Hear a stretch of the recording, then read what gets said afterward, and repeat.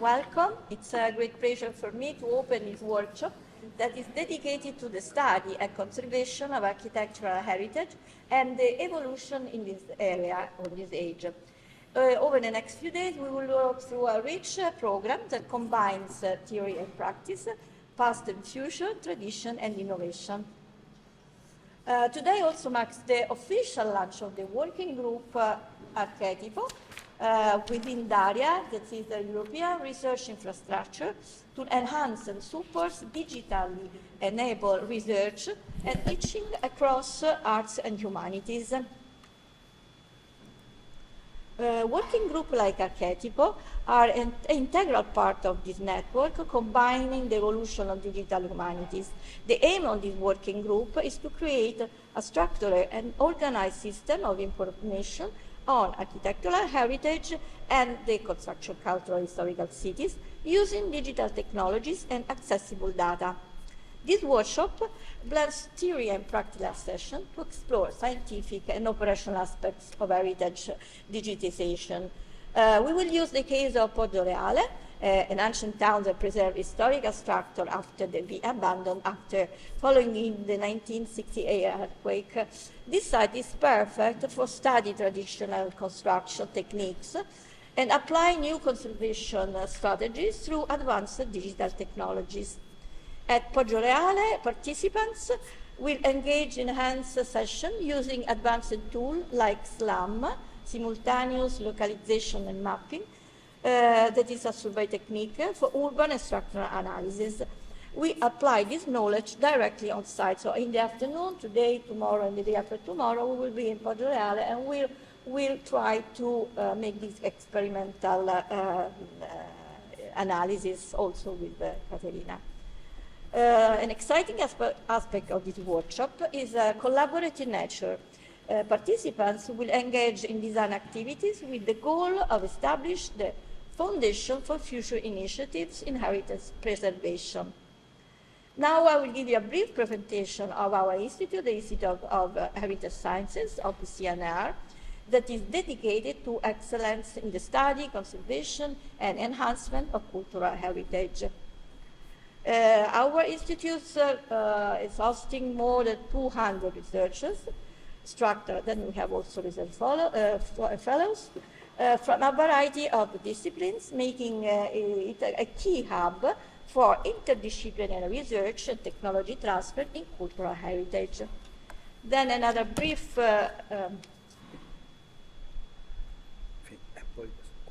se leggi in inglese anche per chi è collegato online. Ah sì, dopo la presentazione faccio. Quando vuoi. Perfetto, o sto andando via. Purtroppo io. Andando via. So, just a brief introduction. The measure of Gigliarelli give to all very nice and welcome greetings to all of you. We are online, so he has the attention to say hello to everyone and invite to visit its cities to all participants. Unfortunately, he has to leave because he has other commitments now. Bye-bye.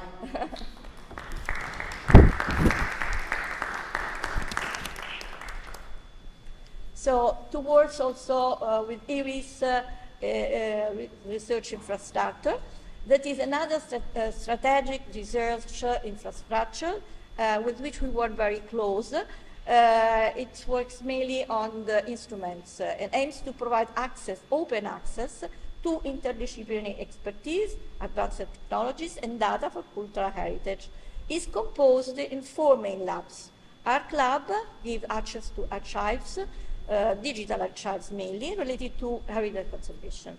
The Fix Lab that give open access to for advanced great infrastructure for heritage analysis, such, for example, the particle accelerations that allow the study of materials and the element composition. The DigiLab, the day after tomorrow, we have a speech by a colleague that is working on the DigiLab.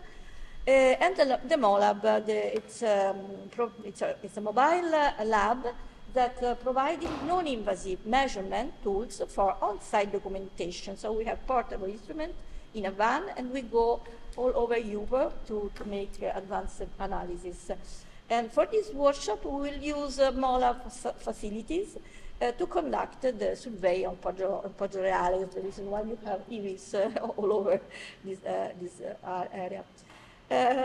We belong to the ISPC is organizing laboratories. Our laboratories is the Built Heritage Innovation Lab that focus on interdisciplinary research for the documentation, conservation, and enhancement of the built heritage. So we are many architects, but also the team is highly interdisciplinary with expertise in heritage sciences.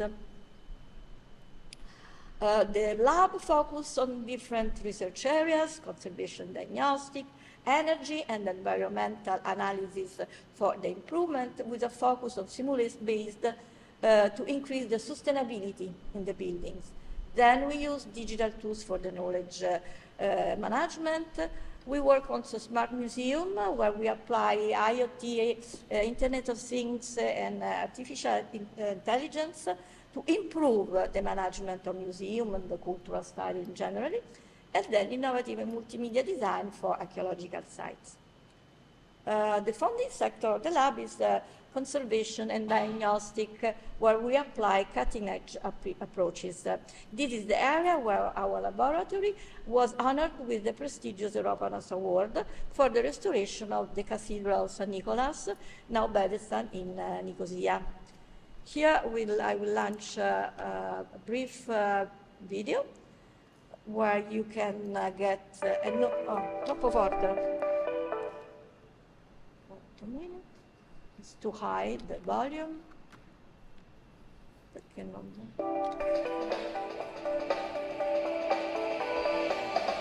No, è troppo forte, scusate, ma... Non riesco a... Non funziona il mouse. Eccolo il mouse, ok. No, è qua che lo devo abbassare, perché il mouse funziona male.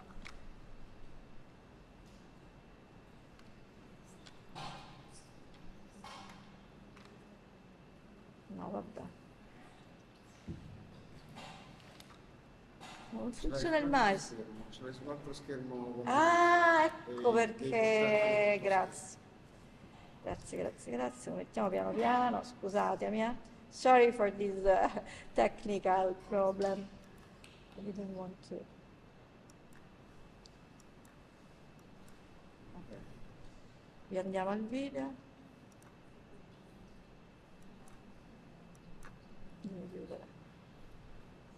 Questo è il suo schermo. Non va. Guarda.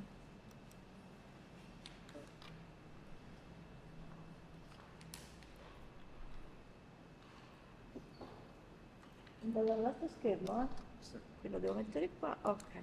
Chiudo e riapro perché...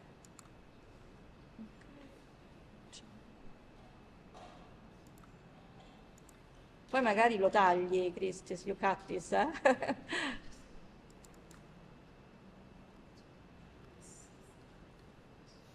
Ok, vediamo se riusciamo.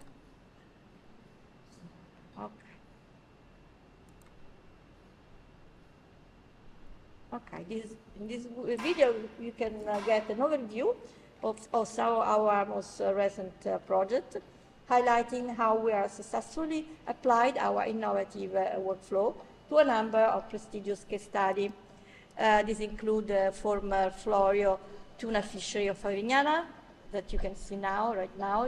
They're using the SLAM instrument in this frame. That is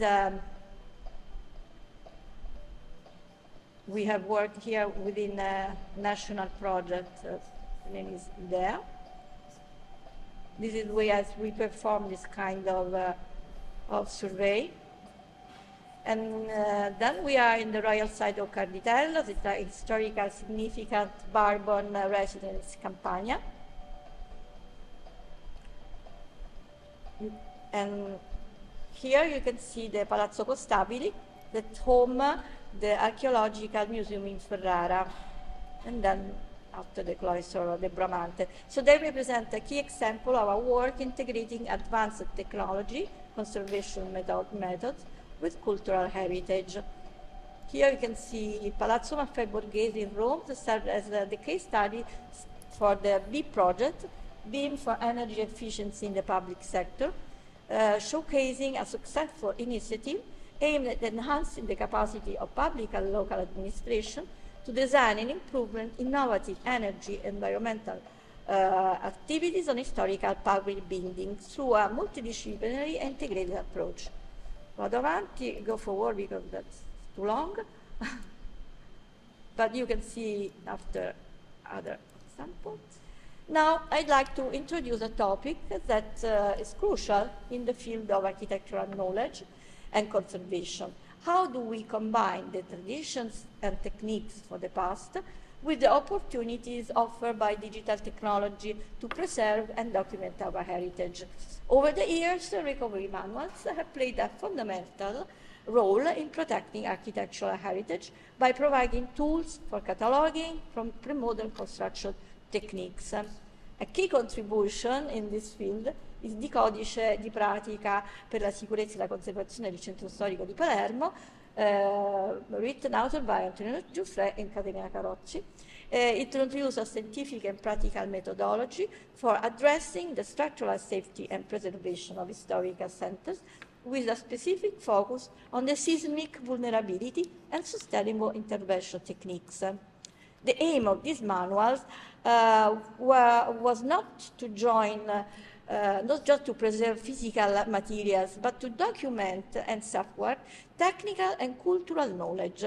This effort laid the ground for a systematic approach to conservation, identifying traditional construction practices, and providing reference for restoration projects.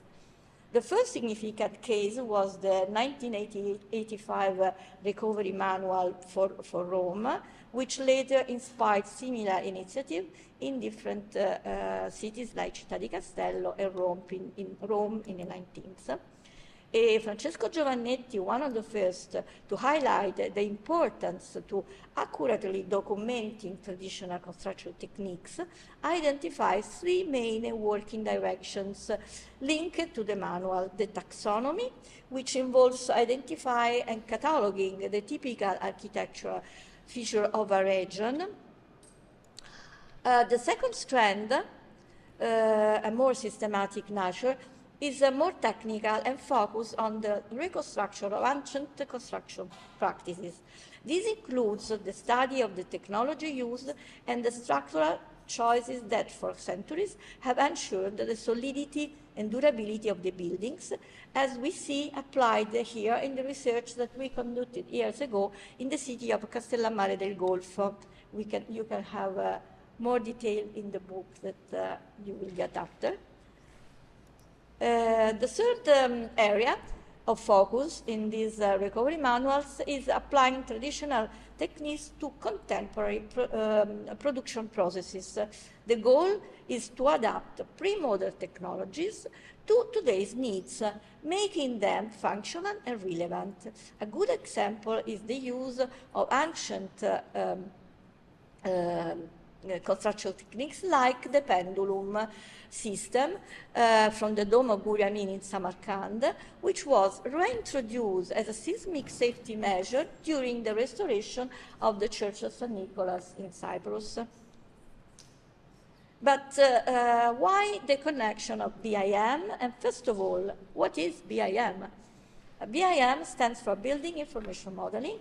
It is defined as the digital representation of the physical and functional characteristics of architectural objects.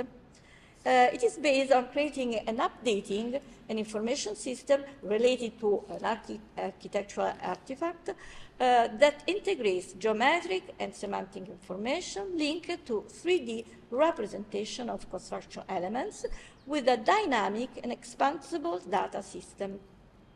In this sense, a BIM process for historical building, defined as Heritage BIM, allows the creation of a centralized system of management, production, and querying of information that can be accessible to experts for different disciplines and can be integrated and expanded over the time. This slide shows This slide shows the integration of a scan-to-beam process. By combining numerical models, means point clouds, with BIM, we can create a comprehensive digital twin of historical buildings, which allows semantic recognition of architectural elements and facilitates better preservation and management. A practical example is the use of parametrical models to analyze and integrate modular architectural elements, such as windows, niches, both structural and decorative, related to architectural orders, making them reusable in both contemporary and historical contexts. This approach helps preserve the complexity of historical structure and promote the reuse and the dissemination of architectural knowledge. At the National Archaeological Museum of Naples, we have used digital technologies, such as the scan-to-be process, to map and catalog historic structure. We also reconstructed hidden architectural elements, such as stratigraphy of walls, enhanced plaster, and by combining on sensor-based diagnostic analysis, bibliographic data.